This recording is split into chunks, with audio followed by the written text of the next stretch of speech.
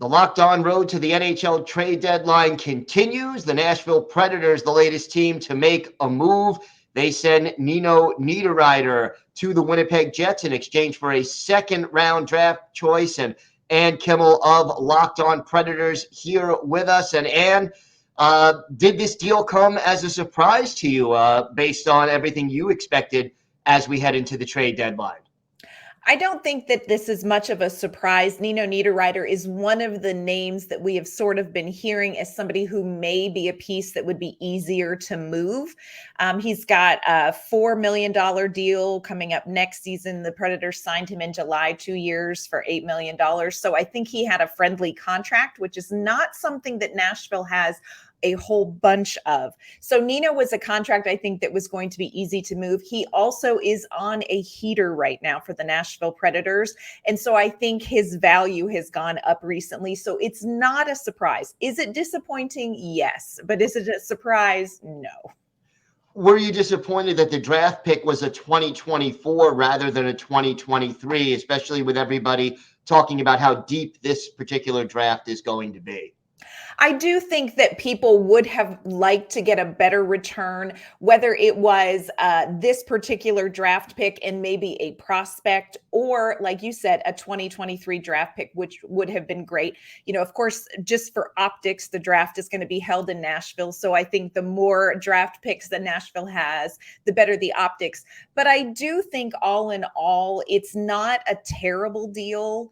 Of course, everybody wants more in this season. You know, you always hope to be the person who comes out with a little bit more. But if you look at Nino Niederreiter, you look at his age, you know, he's a great player. He's a fantastic person in the locker room. But, you know, you look at his age, he's a middle six guy. And really Nashville, for what they brought him in for, which was very specifically second, you know, scoring on that second line, which was a huge problem for Nashville last season. He started out very hot for the Nashville Predators. He is the second leading goal scorer for the Predators, but he only has 18 goals. So Nashville in general struggles to generate offense. And I think that Nino probably didn't come in and do quite as much as the Predators had hoped. Not sure that's any fault of his. I just think that's sort of how this season has played out for the Predators in general. Is there a particular player who you think will get a big opportunity to step up and assume that second line scoring role as a result of this deal? There are a couple options, I think. Recently, the Predators brought up young Phil Tomasino, who played all of last season in Nashville, but has spent all of this season so far in Milwaukee.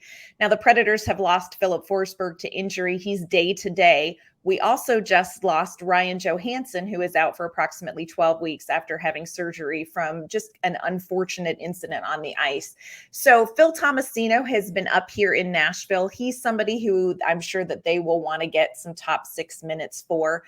I'm not sure how it's all going to shake out, whether this is going to be an absence that's going to be filled the rest of this season, or if this is just step one in a move that David Poile is going to make. I'm not sure how that's going to play out, but definitely I would think that Phil Tomasino is somebody who I think this move ensures that his tenure in Nashville is going to be more long-term.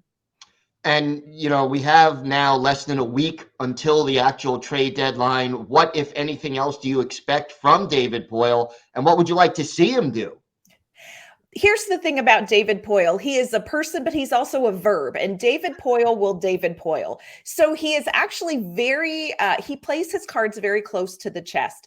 So my guess is that this is step one in some sort of a process. You know, here in Nashville, there are two very different trains of thought where the Predators are. They're outside of the wild card race right now. Will the Predators push to try to get in there and make the playoffs, or are the Predators going to take advantage of this trade deadline and make moves that are going to get them closer to more of a rebuild? And this seems like on the surface, this is going to be closer to a rebuild. You're getting this 2024 pick. You're freeing up some cap space. I'm not necessarily convinced David Poile is done. I think this may be step one, whether he uses this cap space to sign somebody like Tanner Jeannot, who I know there's a lot of interest in around the league, but he is also somebody that David Poile really likes. So they may be looking at that future cap to sign Tanner Jeannot to something a little bit long-term. This could be a pick that David Poile uses and flips in another deal. Same thing with the cap space. This cap space that he's created moving Nino could be something that produces another move. What that will be, I'm not entirely sure. And so much of maybe what he was planning has gone out the window with Ryan Johansson's injury. So I think the next days up until March 3rd, really in Nashville, anything could happen. Yeah, no question about that. Well, be sure to check out Locked On Predators for more on this trade and any other moves that the Predators make, and keep it dialed into Locked On NHL all along the road to the NHL trade deadline. This is the Locked On Podcast Network, your team every day.